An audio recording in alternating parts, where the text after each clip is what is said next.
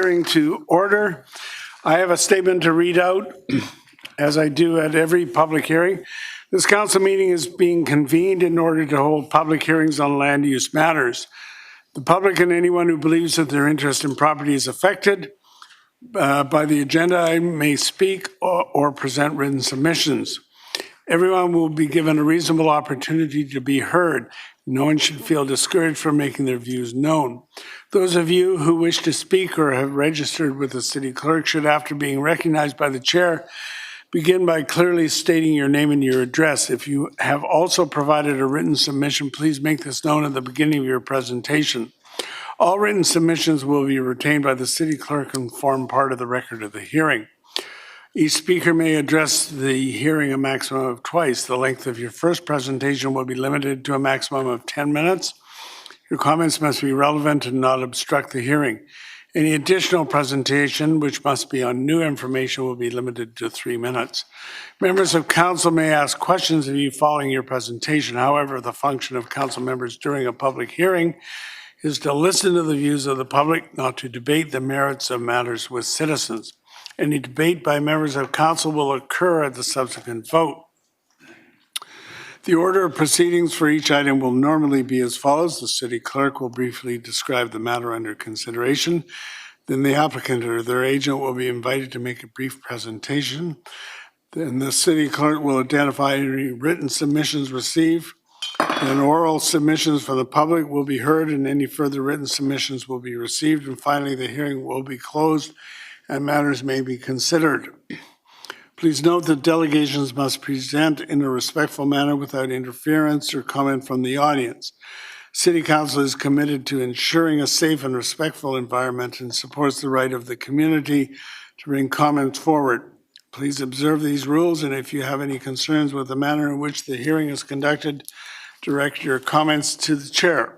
So, Mr. Clerk, first item. Thank you, Your Worship. Item number 1 is a temporary use permit application, TU 23032827. The location is 2520, 2540, 2560, 2580, 2600, 2640 Smith Street, and 9031 Bridgeport Road. The applicant is BC Housing, and the purpose is to renew the existing temporary use permit for a 3-story temporary modular housing development with 40 residential units and vehicle access from Smith Street at 2520, 2540, 2560, 2580, 2600, 2640 Smith Street, and 9031 Bridgeport Road. And this item was first considered at the December 20th, 2023 Special Council meeting. All right. Is the applicant BC Housing? Is anyone here from BC Housing? Did you wish to make a presentation or just wait questions? All righty. Any written submissions? Thank you, Your Worship. We received 2 submissions, one from Dr. Meena Dawar expressing support for the application, and then one from Mr. Chris Chung expressing concern regarding negative experience with the site. Okay. Does anybody here wish to speak to us on this item on the agenda? Anyone? Anyone wanting to speak to us about this matter? To delegate? I'm not seeing anybody. Were there any questions of council? Councillor Day. Oh, thank you very much. I had a question of community builders regarding food services. Is there a cook working 7 days a week providing meals? Who could answer those questions on the operations? Please have a seat and introduce yourself. Thank you for having me here today. My name is Julie Roberts. I'm the Executive Director of Community Builders and here to answer any questions that might pertain to the operation. So just to answer your question, that we currently have a caterer and we have a number of staff supporting meal program within the building. We've had a gap in our chef that worked full-time. We had a part-time and a full-time chef prior to the holidays. We're in the middle of a recruitment process, and this is not uncommon for us in some of our sites if we have the chef that's away. And we have a partnership with the Loving Spoonful, who does has a dietitian on board and does nutritious meals that are delivered to the site. And so residents have no interruption in food service if for any reason our chef can't come in because they're sick or they are time off, or in cases like right now, we have a gap in this employment. Okay, and then it says in the report that you have, just one second here, so here we are here.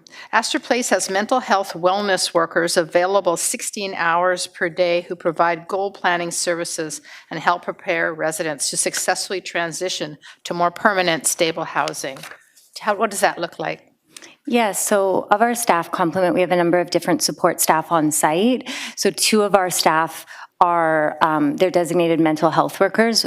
Our title for these staff is actually wellness workers, so that's why we put the wellness worker in there, but most people are the most used to hearing the term mental health worker.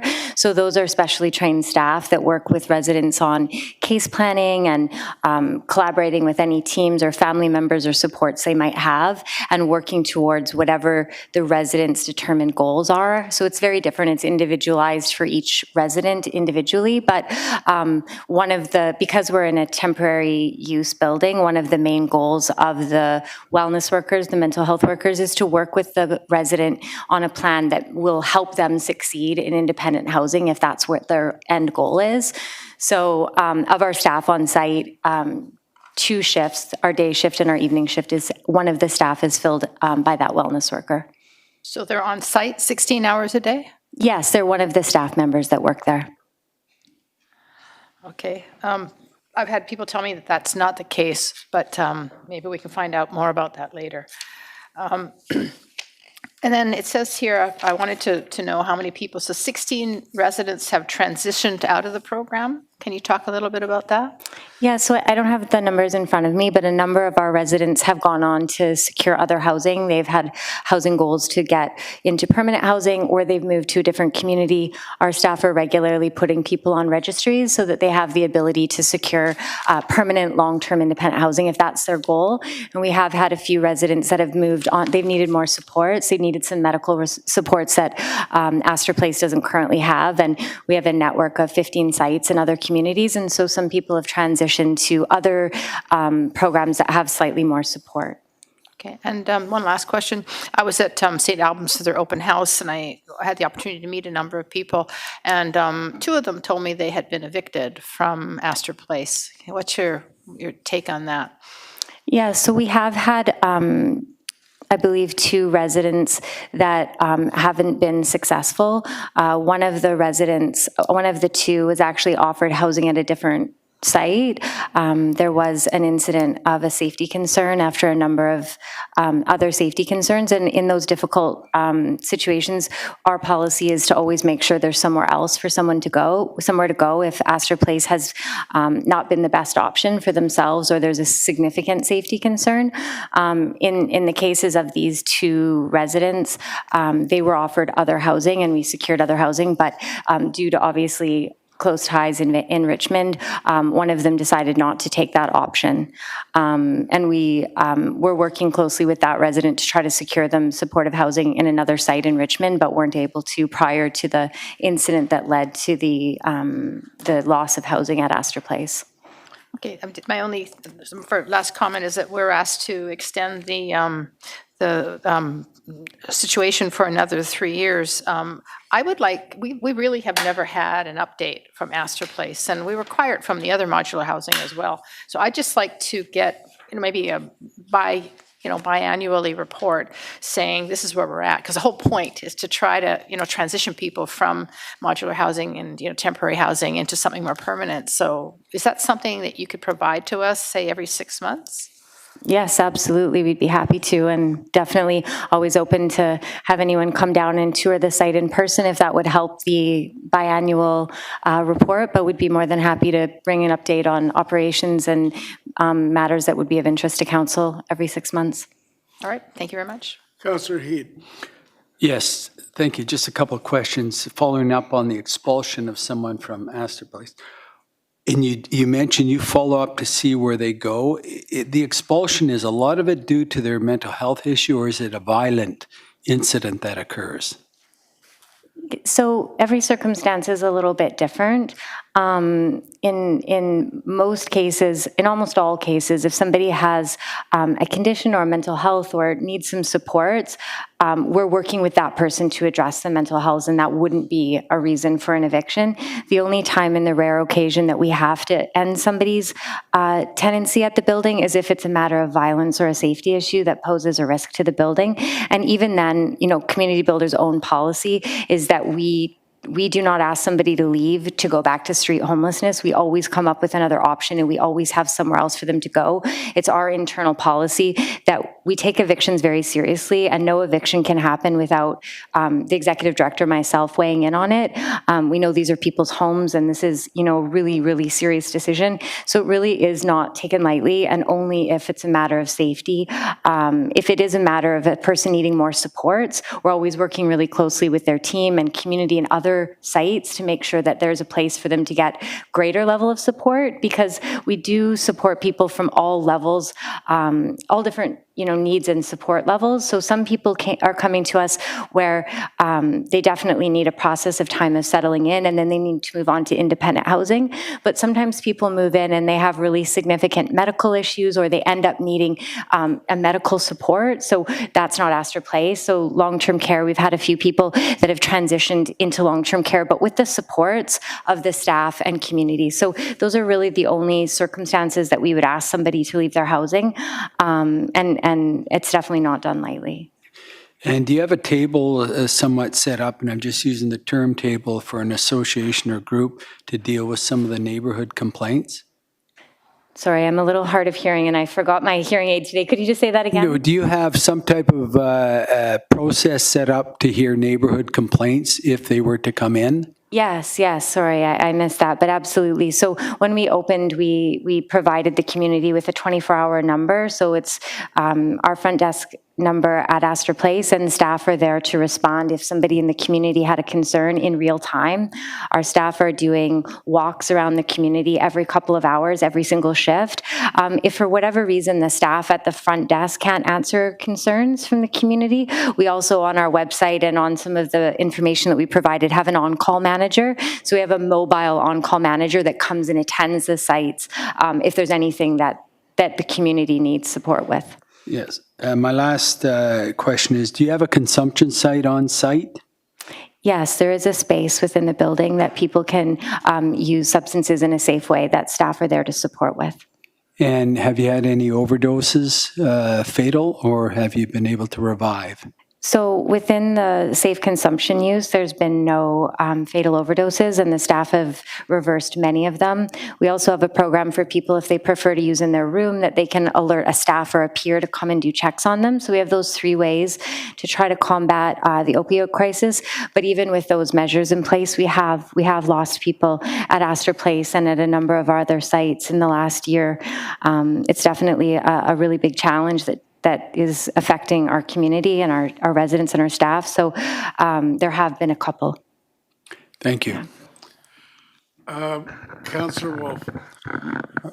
Thank you, Your Worship. Just a couple of questions that kind of follow up what was just asked. I guess starting with the meetings, or I guess they're not meetings, so you've never had, or did you maybe when you first opened up had a meeting with all the neighborhood businesses to inform them what was going on, or was it all just individual communication? Oh, yeah, so Community Advisory Committee. So most of our sites have a community advisory. When we set up a new site, we work with the city and BC Housing to set that up. I believe at Astor Place, we did canvass the neighborhood a number of times, and there wasn't interest in setting up a regular monthly meeting. The neighborhood at the time had said that they would have one-off meetings with us when they felt necessary. We introduced ourselves in the radius around. So community advisory committees are our standard practice, but if there isn't interest in the community with enough members, nobody in the community had asked to be on that community advisory. So there isn't one for this site. Okay, thank you. My other follow-up question was from Councillor Day's comment about mental health wellness workers, 16 hours per day. If there's 40 residents there and they're limited job description I read here is it says that they work with each resident to create their personal plan.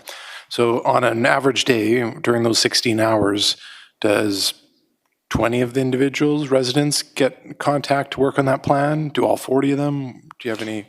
Yeah, it's a good question, and definitely I think there might be need for more mental health workers than we have, more support workers. I think as, people's needs are apparent to us, there's probably a need for more support. At this point, our wellness workers have people that are on a caseload, so I think at any given time, people have to want to be on that caseload. So I think at any given time, probably about half the residents would be on that wellness worker's caseload. The rest of the building is receiving support from our support workers that also work 24/7. So in any given day, each of our wellness workers is assigned their own caseload of residents that they would have interactions with. And so for the most part, they are checking in with them daily. They wouldn't all, want a meeting or sit down to discuss in a day. Obviously, if all 20 residents wanted a meeting in one day, that wouldn't be feasible. But generally, there is enough time to meet with people to work on their wellness goals throughout the day. Great, thank you. Yeah. Councillor Au. Yes, I'm happy to know that you have on-site mental health workers. I think this is excellent. Holding the mic. But I need some information to clarify the numbers. Okay, I don't know if you have the memo that we received from staff, but I'm trying to clarify now. Since the place was open in September 2022, 16 people transitioned out of the site, right? And 6 of them, according to the memo, they left because they moved into private housing or more supportive and complex care options. So I wanted to know how many of these 6 people actually move into a permanent or more long-term housing. So I think that number is 5. So I think of the people that have moved out, some have moved laterally to similar housing. Some people have moved out of the community to other housing. And I believe 5 have moved into permanent housing. Well, very good. Yeah, because it's only 1 year, right? And then you got Yeah. 5 people moving into more permanent housing. And then further down that talks about 4 people were asked to leave or service was discontinued. And 3 of these people were offered alternative shelter accommodations. So you mean 3 out of the 4 who are being told to leave, they received some kind of alternative accommodation? So of the 4, 3 accepted other housing, other accommodations, and 1 didn't. So they were all offered it. We've offered direct transfers into housing or into temporary accommodations while we continue to work on a plan, and 3 accepted it. Okay. Yeah. So it's not that you did not offer them anything, but they have the right to refuse. Yes, they had a right to refuse, and 1 did refuse. Okay, very good. Now, furthermore, I want to ask questions regarding the safe injection service, right? It was told that, we were told that you offered that kind of service to the residents. How did that operate and how did it go? Yeah, it's a good question. I know a lot of people often have questions about that. So we have a designated room close to our staff office that's designated as a safe use space, and we try to set it up to be comfortable. There's some couches in there, there's a table, and there's TV, and then there's harm reduction supplies. So generally, if a resident wanted to go in there and use the space, they would let the staff know. There are cameras in the room, so staff, if they're in the office, would see if somebody went in there. We regularly communicate with residents to seek staff out if they're going to go into that space. And then staff will do checks every 5 to 10 minutes and be virtually watching on the camera at all times to make sure there isn't any signs of overdose. So it's a room that's just set up. It's private. It's not in the middle of the building for people that might not use substances, and things like that might not be something that they want to see. But it is set up to be supportive for people that want to use in a safe area. Okay, my last question is, so how often did you have to call in the medical services, the ambulance or, the police, in order to cater for overdose or any drug-related incidents? So I don't have the stats on how often we've called emergency services. In our building, we serve quite a complex group of individuals, and so there are quite a few people in our site that have some ongoing medical challenges, and for those people, we would be calling an ambulance on a regular basis. For reversal of overdoses, I don't have that stat, but my guess would be something like 1 or 2 times a week. Okay, good, thank you. Yeah. Councillor Liu. Thank you. Thanks for your work, and thanks for coming in tonight to talk to us. You mentioned that your neighbors have an opportunity to meet with you if they're having issues. Have you met with any of your neighbors, and how many have you met with? Yeah, so we did meet a number of our neighbors prior to taking over. Our operational manager and other staff went door to door, so I think, they might have met 30 people in the neighborhood prior to taking over. Since then, we have had some calls from a couple of the businesses directly across the street, and there's been a number of meetings with them. In the past, I don't think there's been any recently. We have a new manager that just recently took over the portfolio of this site a number of months ago, and I don't think there's been any meetings in that time. But before that, there were some concerns brought to our attention from a resident's business directly across the street from our building, and so I think there's probably been a number, 3 to 4 meetings with some concerned neighbors in the area. Okay, and what were some of the outcomes of those meetings? So I would say, for the most part, largely positive. There is still some concerns from one business that's close by that has felt like the site, that there has been non-business patrons going into that area. And so I think that we've been able to open the doors of communication, but I don't think it's fully resolved the concerns at this point. Okay, and you mentioned that some of the people have moved into more complex care options. What's the availability of this? Is this an issue? Is this easy to find spots for these people? No, it's not easy at all. And so the only reason we've had that level of success is that in Vancouver, Community Builders has funding for 3 complex care sites. And so because we have our own units, we've been able to arrange from time to time placement, if a placement comes open at one of those sites where we have nurses and healthcare aides and more extensive supports, especially people that are medically, have some medical challenges, people aging in place or have, moved into Astor Place who are independent and then maybe gotten an accident and then, can't get out of bed. Those are really challenging situations because there aren't a lot of easy ways to get people into a health-funded site.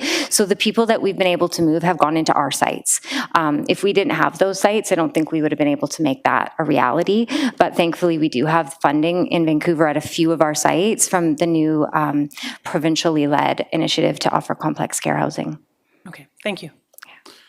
Okay, no, just a minute. Thank you very much. We'll excuse you. Okay. Thank you, we'll excuse you. Was there somebody that wanted to speak to us on this item on the agenda? Okay, well then, okay, I see some hands. Okay, we'll go to you first, and then we'll go to you, and then you, okay? So if you can be ready.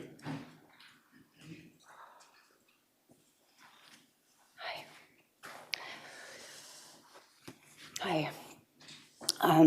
My name is Tracy Hanford. I've been a tenant at Astor Place since the doors opened in September of 2022. I have to say that a lot of the answers that I just heard from Julie Roberts were sugar-coated, and many of them were outright lies. We've had a lot of problems in that building from day one, but since Banofsky, our newest manager, has come to the building, things have just gotten completely right out of control. The woman has removed way more than what has just been said. I have all of the numbers exactly here as to how many people were removed, how many people were kicked out, how many people, I don't believe anybody actually transitioned to another place. People were threatened to leave. They were told they had options. Option A, take your rent and leave. And the option B was don't take your rent and leave. I have to say, I'm sorry, but in my lifetime, I have never come across someone as evil as who is running our building right now. We are being... Let's not make it so personal. Okay, Keep it more okay. general. Well, it is. We just, I'm sorry, you're correct. But I guess I'm speaking my truth. What a lot of the residents have gone through in the last 8 months, I believe 9 months that Banafshi has been there, has been outrageous. And suddenly, just a couple of days ago, she has completely done a turnaround and is now... She's become my best friend, and she's been punishing me for months for no good reason. She was brought in to remove 2 of the tenants, the first 2 that were removed from the building. She did that, and she just seems to have wanted to remove more people ever since.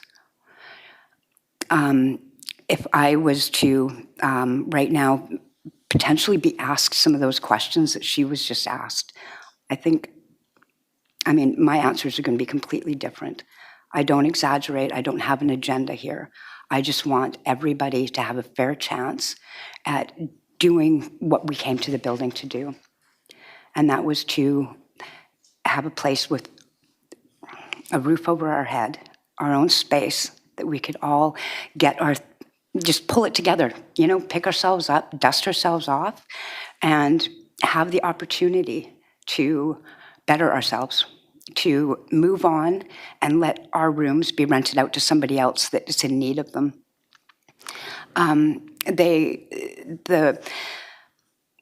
The whole format of the setup, from my point of view, is wrong. They say we're supportive housing, and then they say we're not. We have no rights at all. And I think that because of that, these people seem to have been given the feeling that they can just sort of treat us how they would like. I'm sorry, but I would like to give you some numbers that I have here of people that have been in the building and left. There have been 7 people that have been kicked out, been removed. There have been issues with all of them, but I don't feel that they all deserved to go. I don't really think, I'd say with the exception of 1, people, they didn't really deserve to go. If they were treated differently and everybody was dealt with differently, there wouldn't be so much hostility and anger, and we all feel abused. It's just not a pleasant situation in that building. I really don't know of anybody that has actually gone into like full-time living, a permanent living condition. Okay, we've got a question from Councillor Day. Why don't we go to her? Councillor Day. Thank you. Thank you very much for coming forward. I want to ask you 2 questions that I asked before. Okay. Astor Place has mental health wellness workers available 16 hours a day who provide goal planning services to help prepare residents to successfully transition. What do you say to that? I say I am aware of the 1 worker that's there during the day. I am not aware of an afternoon worker, but there might be. I really don't think that there is. There was, but she's no longer there. One of the 2 guys that work from 4 p.m. until midnight might be a wellness worker. What else I can say to that is that our wellness worker, I don't feel that she's at all qualified to be doing the job. She has a lot of issues herself, and she brings her job or her personal life to work. I recently mentioned it to Shauna.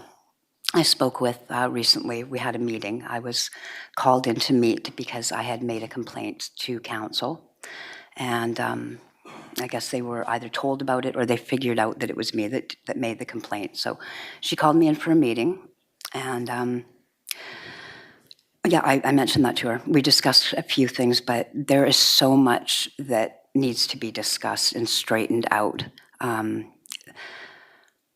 And I don't believe that it can be done with the manager that is in place right now. Okay, my second question is, the Community Builders is responsible to provide food services. It's part of the memorandum of understanding. Can you tell me about the food services, please? Yeah. From the get-go, we didn't have a cook. There was something mentioned about needing a second hand wash station. And they eventually had one of the kids that was working there, not a kid, but mid-30s or something. He started cooking for a period of time. I believe about 2 months after that, he quit. He went to work elsewhere. There was another gap in between there, and then they brought in a cook. He was there for quite a period of time, maybe 6 months, but he quit because of the conditions there as well. What wasn't really the healthiest, we're not eating healthy. Like, there's just simply not, it could be done so much better at a much lesser cost, I believe.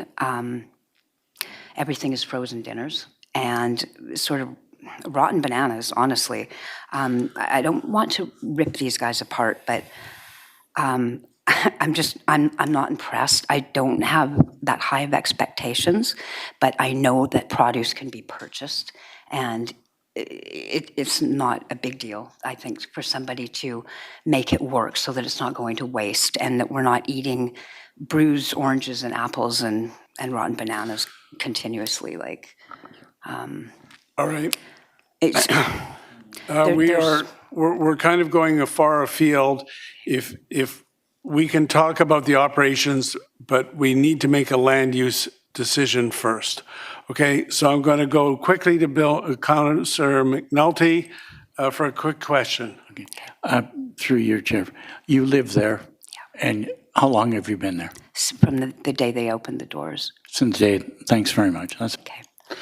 There were 27 of us that were transferred from the shelter, the ERC. I was one of them. Okay, thank you, ma'am. Okay. We'll go to the next, who is the next person? Come down then.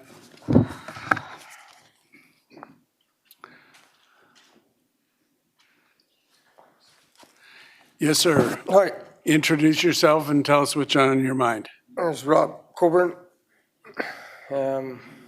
I live at the Astor Place. I'm one of the first ones that moved in as well. Please move close to the mic. Okay. So did you want to know? Yeah, go, tell us what's on your mind. Oh, okay. I'm all new at this, okay? I don't do shelters, and I did there. It kept me out of jail. It kept me getting better, okay? And then modular homes is all new to me too. BZ House and all this stuff is all new to me too.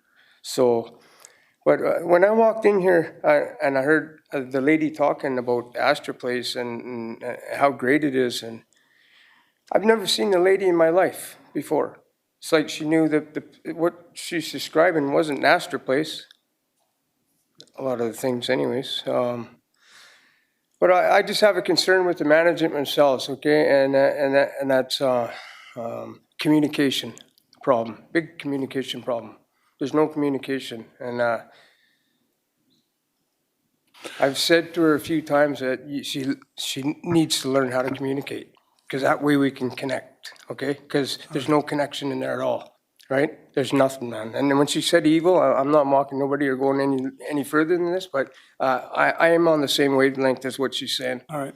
And I just, I wish I could have everything, you know, when you come up and you get stumped, you get so much you want to say. I got so much I want to say, you know. All right.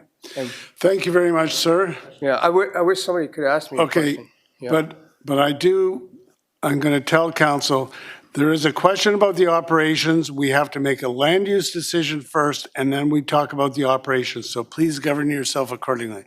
Councillor Wolf. Great, thank you. Yeah, my question perhaps should ask the last speaker, but it's in regards to what she referred to as the council. So is there a council that the residents make up? And is that a way to communicate?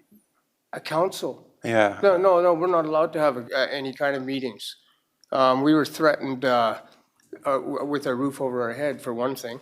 And the other thing was we had to take it off the property if we wanted to have a meeting. We couldn't even have it outside in the backyard. So just to follow up, then your only communication with the said supervisor is direct one-on-one Yeah, communication? and it's very limited because, like I said, she doesn't communicate with nobody. She passes all her messages to her workers to do things, which are violations. And I'll tell you, violations. All right. And I'm so, I'm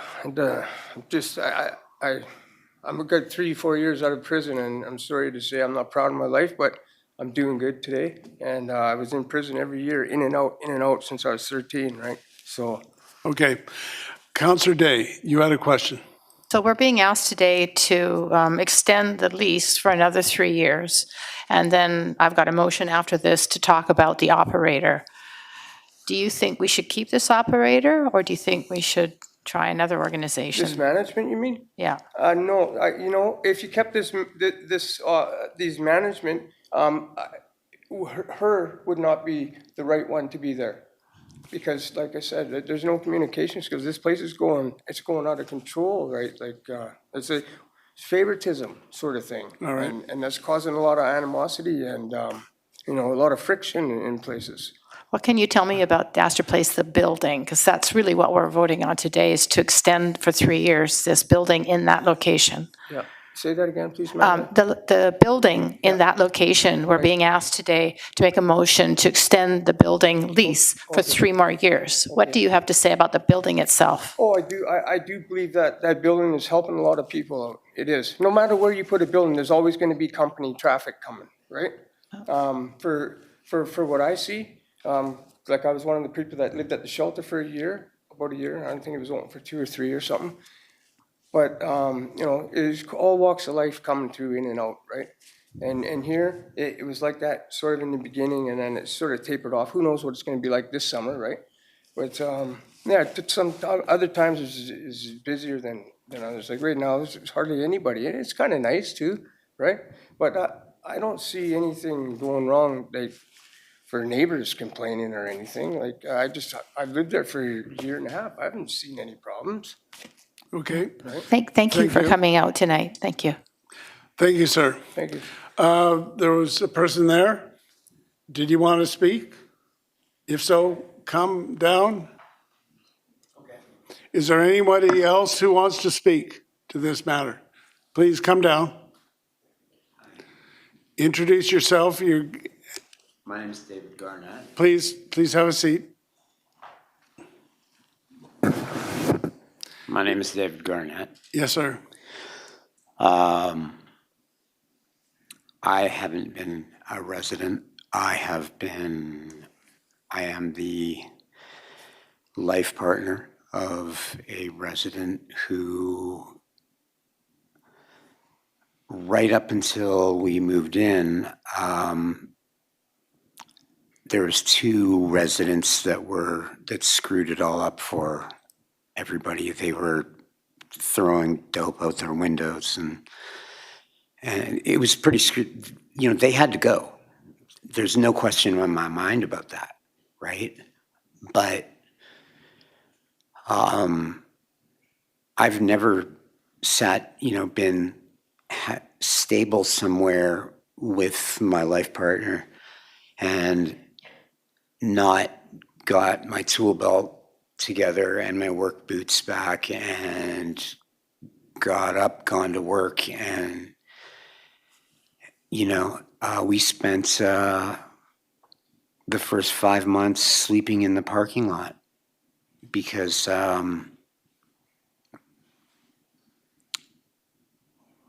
the agenda is to,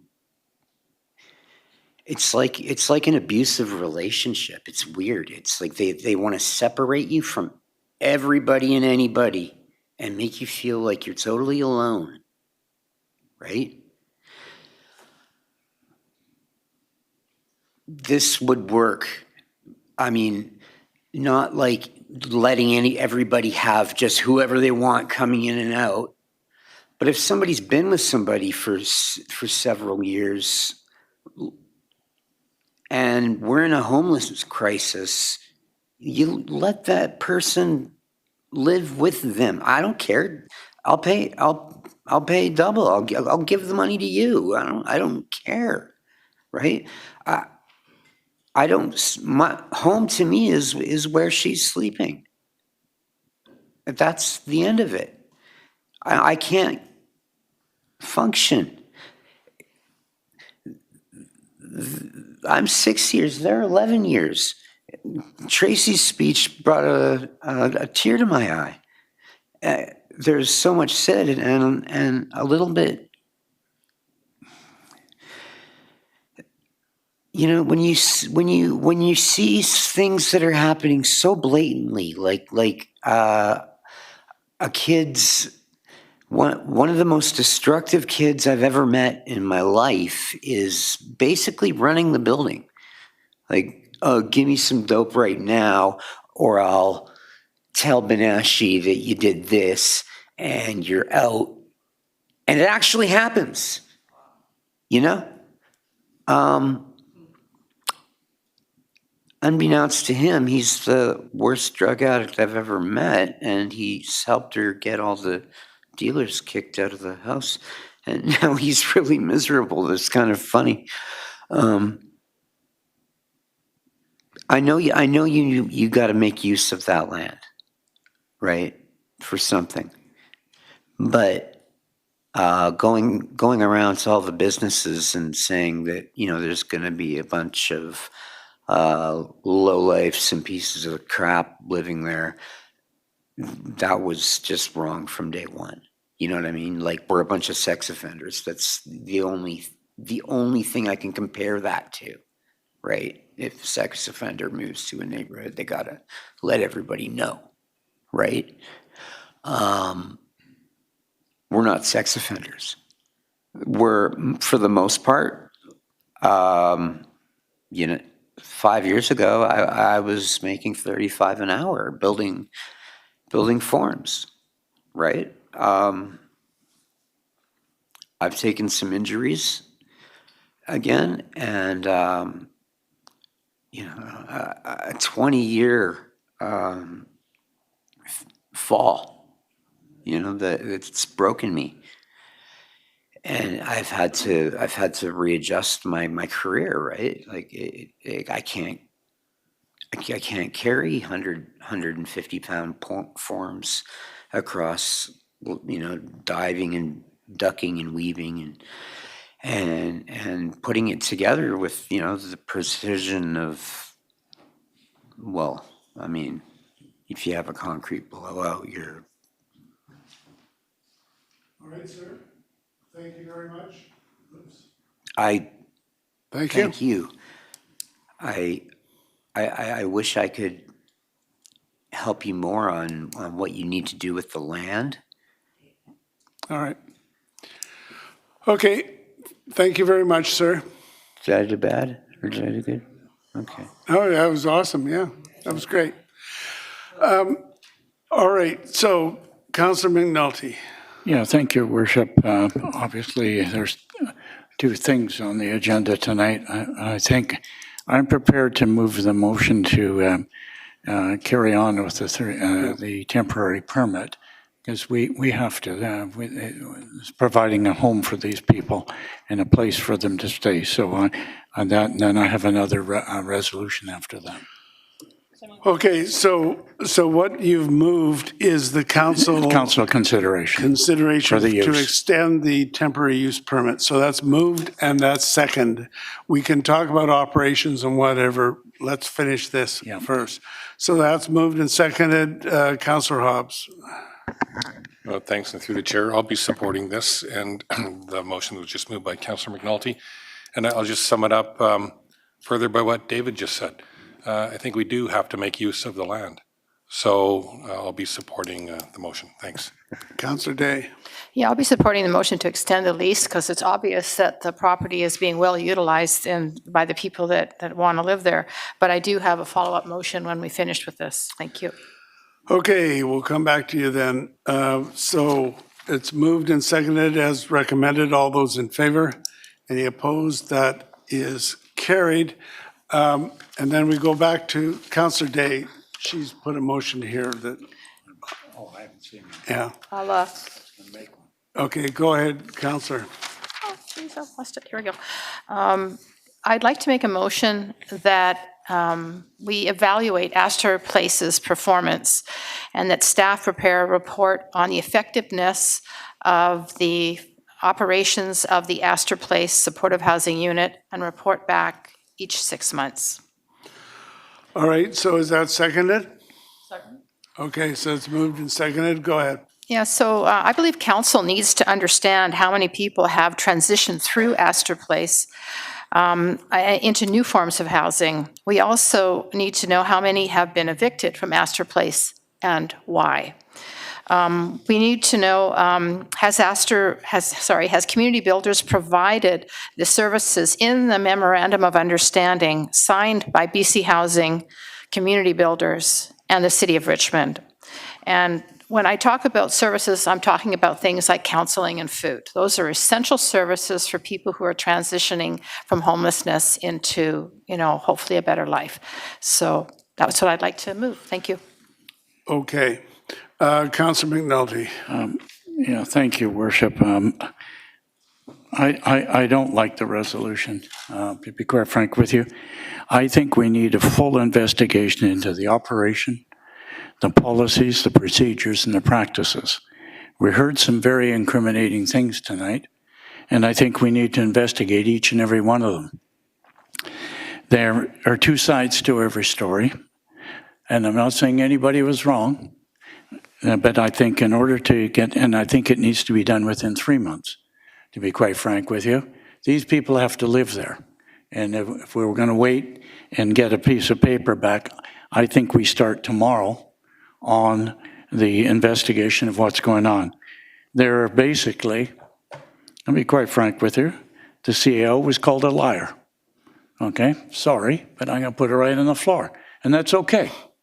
If that's the case, then we need to do something about it because we're responsible for it. We're putting the money in it. It's our facility. It's their facility. So we need to investigate that. We need to ask staff to dedicate people to go out and start doing it now and interview every member who lives there and some who are past, who have been there. So, Carol, yours isn't tough enough from my point of view. Sorry. I'm going to disagree with that. I think everything you've said is part of prepare a report on the effectiveness of the operations of Astor Place Supportive Housing Project. So please, if I could continue. Yep. So every aspect of the operation is going to be taken a look at, and we are going to be hearing just those kinds of things. And the report back it didn't say it, but it's report back as soon as possible. Now, the every 6 months wasn't to get a report back in 6 months. It was then, once we get the first report, we want a periodic report every 6 months. That's what you want. So I think it's different words, but it incorporates the same thing. Okay, I'll live with it then. Thank you. Councillor Galanders. Thank you, Your Worship. Thank you. I'm good with the recommendation. Just want to put in the types of things that I think need to be looked at beyond just reporting on the people. We've heard some really, really important things from the people who live there tonight, and we have never heard anything like that from the residents of the Alderbridge House with the Rain City operator. And I'm not, I think that we have an opportunity here to work together with community builders. I don't know the history of what experience they have running and what their successes have been in other projects, but it's clear to me that what we have working with Rain City it sounds like it's working better for the residents than what's happening right now through this operator. And so I would like a comparison of, I would like to see a copy of the code of conduct that the tenants have to sign to be at Astor Place. And I want to see how that compares to what people have expectations of at Rain City, because it's absolutely like inhumane to not allow someone's partner to spend the night. I know at Rain City they do allow overnight guests. It's important. They seem to understand that sense of community that people need to have in order to feel self-esteem and value, and it sounds like that's not happening at this place. And I don't think it's necessarily, you know, community builders at fault. It could just be a one bad hire that was made. So I think we need to do like an audit of the staff, what their qualifications are, right? I don't think it's okay to just have somebody there and say, this person's here for counseling if they're not qualified. So we should be reviewing their qualifications. And so let's be really thorough and yeah, and report back as soon as possible and try to help community builders turn this around and have this place running in a place where people can feel like it's their home. And I don't think, you know, the number of transitioning to other forms of housing isn't as urgent as how it is for the people that are living in there right now, because sometimes it could take a few years to transition into housing. It took a few years for somebody to be back on their feet enough that they can pay more rent than what it would be at a place like this. So that's not the most important number to me. It's how are people able to function in a healthy, non-abusive environment where they're able to thrive. And I'm sure we can get there, but I'm really grateful to the people that came and spoke so that we can help you and help get this on track. Councillor Heed. Yes, I have a question for staff. Was this a direct award contract?